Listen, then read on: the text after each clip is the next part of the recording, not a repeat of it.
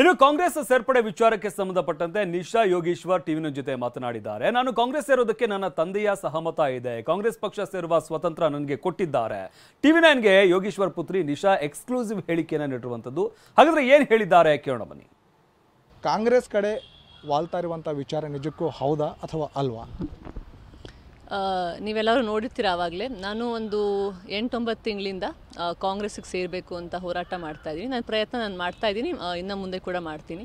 ಆದರೆ ನಮ್ಮ ಜನದ ವಿಷಯ ಬಂದಾಗ ಚನ್ನಪಟ್ಟಣದ ಎಲ್ಲ ಜನರು ನನ್ನ ಜನರೇ, ಅದರಲ್ಲಿ ಇವರು ಅವರು ಅಂತ ಇಲ್ಲ, ಎಲ್ಲರೂ ನನ್ನವರೇ. ಯಾಕೆಂದರೆ ಅಲ್ಲೇ ನಾನು ಹುಟ್ಟಿ ಬೆಳೆದಿದ್ದು, ಅಲ್ಲೇ ಅವ್ರ ಮಧ್ಯದಲ್ಲಿ ನಾನು ಬೆಳೆದಿರೋ ಹುಡುಗಿ, ನನ್ನ ಮಗಳು ಅಂತ ನೋಡಿ ಅವರು ತುಂಬ ಚಿಕ್ಕ ವಯಸ್ಸಿನ ನಾನು ಹೋರಾಟ ಮಾಡಿದ್ದೀನಿ ಅಲ್ಲಿ. ಅದನ್ನು ನಾನು ಮುಂದೆ ಉರ್ಸ್ಕೊಂಡು ಹೋಗ್ತಾ ಇದ್ದೀನಿ. ಸೊ ಕಾಂಗ್ರೆಸ್ ಸೇರಬೇಕಾದಂತಹ ವಿಚಾರ ಏನಿದೆ, ಇದು ತಂದೆಯವರ ಬಗ್ಗೆ ಇರುವಂತಹ ಮುನಿಸ ಅಥವಾ ಕಾಂಗ್ರೆಸ್ಸಿನ ಸೈದ್ಧಾಂತಿಕ ವಿಚಾರವನ್ನು ಒಪ್ಪಿಕೊಂಡು ಕಾಂಗ್ರೆಸ್ಗೆ ಸೇರಬೇಕನ್ನುವಂಥದ್ದು? ನಮ್ಮ ತಂದೆ ಅನ್ಕಂಟ್ರೋಲ್ಡ್ ಬ್ಲಡ್ ಶುಗರ್ ಇಂದ ಕಣ್ಣು, ಕಿಡ್ನಿ, ಹಾರ್ಟ್, ನರಮಂಡಲಕ್ಕೂ ಅಪಾಯ. ಮಧುಮೇಹ ಎನ್ ಸಕ್ಕರೆ ನಿಯಂತ್ರಣದೊಂದಿಗೆ ನಿಮ್ಮ ಅಂಗಾಂಗಗಳ ಆರೋಗ್ಯನೂ ಕಾಪಾಡುತ್ತೆ. ಅವ್ರ ಸಪೋರ್ಟ್ ನನಗೆ ಕಂಪ್ಲೀಟ್ ಆಗಿದೆ. ಯಾಕೆಂದರೆ ಅವರು ನೀವು ಮೋಸ್ಟ್ಲಿ ನೋಡಿರ್ತೀರಾ, ಅವರು ಚಿಕ್ಕ ವಯಸ್ಸಿನಿಂದ ತುಂಬ ಸ್ವತಂತ್ರವಾಗಿ ನಿರ್ಧಾರ ತೊಗೊಂಡು ಮುಂದೆ ಹೊರದಿರೋರು. ಅದೇ ಸ್ವತಂತ್ರ ನನಗೆ ಕೂಡ ಅವ್ರು ಕೊಟ್ಟಿದ್ದಾರೆ. ನನ್ನ ಫ್ಯಾಮಿಲಿ ಸಪೋರ್ಟ್ ಫುಲ್ ಆಗಿದೆ. ತಮ್ಮ ಪ್ರಕಾರವಾಗಿ ತಾವು ಕಾಂಗ್ರೆಸ್ಸಿಗೆ ಯಾವಾಗ ಸೇರ್ತಾ ಇದ್ರಿ ಮತ್ತು ಏನು ಕಂಡೀಷನ್ ಇದೆ ಅಂತ ಕಾಂಗ್ರೆಸ್ ಬಗ್ಗೆ, ಮತ್ತು ಕಾಂಗ್ರೆಸ್ಸಿನ ನಾಯಕರು ಯಾವ ರೀತಿ ತಮಗೆ ರೆಸ್ಪಾನ್ಸ್ ಮಾಡಿದ್ದಾರೆ? ನನ್ನ ಪ್ರಯತ್ನಗಳು ನಾನು ಮಾಡ್ತಾ ಇದ್ದೀನಿ. ಅವ್ರಿಗೆ ಯಾವಾಗ ಸರಿ ಅಂತ ಅನಿಸುತ್ತೋ, ಅವ್ರಿಗೆ ಯಾವ ಸಮಯ ಕರೆಕ್ಟ್ ಅಂತ ಅನಿಸುತ್ತೋ ಅವರು ಅವಾಗ ನನ್ನ ಸೇರಿಸ್ಕೊಳ್ತಾರೆ. ಮೇಡಮ್, ಪ್ರಮುಖವಾಗಿ ಏನಂತಂದರೆ ಈ ಚುನಾವಣಾ ಸಂದರ್ಭದಲ್ಲಿ ತಾವೇನಾದರೂ ಕಾಂಗ್ರೆಸ್ಗೆ ಸೇರಿಬಿಟ್ರೆ ಸಂದೇಶ ಬೇರೆ ಹೋಗುತ್ತಲ್ಲ ಅನ್ನುವಂಥದ್ದು, ಇದ್ರ ಬಗ್ಗೆ ಏನು ಹೇಳ್ತೀವಿ? ನಂದು ಮಾತುಕತೆ ನಡೀತಾ ಇದೆ, ಒಳಗೆ ಎಲ್ಲರ ಜೊತೆನೂ ಮಾತುಕತೆ ನಡೀತಾ ಇದೆ.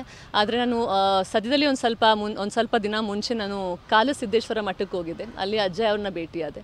ಅವರು ಕೂಡ ಅವರ ಒಂದು ಭೇಟಿ ನಂಗೆ ತುಂಬ ಸ್ಪೆಷಲ್ ಒಂದು ಮೀಟಿಂಗು. ಯಾಕೆಂದರೆ ಅವ್ರ ಮುಖ ನೋಡಿದಾಗ, ಅವ್ರ ಮುಖದಲ್ಲಿರೋ ತೇಜಸ್ಸು, ಅವರಷ್ಟು ಒಂದು ಸರಳತೆ ಮತ್ತು ಅಷ್ಟು ವಿನಮ್ರತೆಯಿಂದ ಎಲ್ಲ ಒಂದು ಭಕ್ತರ ಜೊತೆ ಅಷ್ಟು ಚೆನ್ನಾಗಿ ಸ್ಪಂದಿಸ್ತಾ ಇದ್ರು, ಅಷ್ಟು ಚೆನ್ನಾಗಿ ಮಾತಾಡ್ತಾ ಇದ್ರು. ಅವ್ರನ್ನ ಭೇಟಿಯಾಗಿ ನಂಗೆ ತುಂಬ ಖುಷಿ ಆಯಿತು. ಅವರು ಒಂದೇ ಮಾತು ಹೇಳಿದ್ದು, ನೀನು ಎಲ್ಲೋದ್ರೂ ಅಮ್ಮ ಅವ್ರಿಗೆ ಅಲ್ಲಿ ಲಾಭನೇ ಆಗುತ್ತೆ ಅಂತ.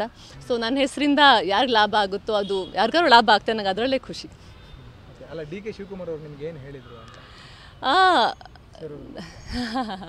ಅವರು ಏನು ನಿಮ್ಗೆ ಗೊತ್ತಲ್ವಾ, ಅದು ತುಂಬ ಜನ ಇದ್ದಾರೆ ಅಲ್ಲಿ ಚರ್ಚೆ ಮಾಡೋಕ್ಕೆ. ಆ ಚರ್ಚೆ ಆವಾಗ ಒಂದು ಡಿಸಿಷನ್ ಆಗುತ್ತೋ, ನಾನು ನಿಮ್ಗೆ ಹೇಳಿದೆ, ನ್ಯಾಯಾಲಯ ಇಲ್ಲೂ ಒಂದಿರುತ್ತೆ, ಮೇಲೂ ಒಂದಿರುತ್ತೆ.